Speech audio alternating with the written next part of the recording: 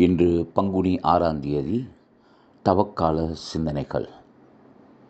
தவக்காலம் என்பது மனமாற்றத்தின் காலம் என்பதை நாம் ஒருபோதும் மறந்துவிட முடியாது.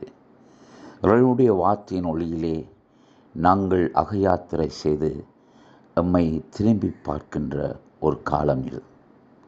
இன்றைய இறை வார்த்தையின் ஒளியிலே இறைவன் நமக்கு முன்பாக வாழ்வையும் சாபத்தையும் வைக்கின்றார். இதில் நாங்கள் எதை தேர்ந்து கொள்ளப் போகின்றோம்?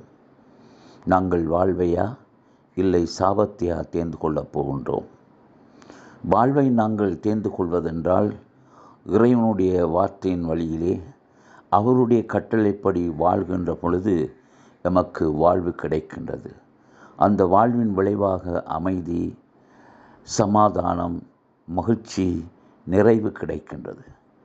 நாங்கள் கடவுளுடைய வழியை விட்டு தீய வழிகளிலே நாங்கள் செல்லுகின்ற பொழுது, அவரை விட்டு உலகத்துக்குள்ளே மூழ்கி வாழ்கின்ற பொழுது, அது நாங்களே சாபத்தை எங்கள் மேல் வருவித்து கொள்கின்றோம்.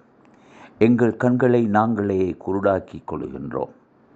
அதே போன்று இன்றைய நற்செய்தியிலும் இயேசு என்னை பின் செல்ல விரும்புகின்றவன் தன்னை மறுத்து தன் சிலுவையை சுமந்து கொண்டு என்னை பின் செல்லட்டும் என்று அழைப்பு விடுக்கின்றார்.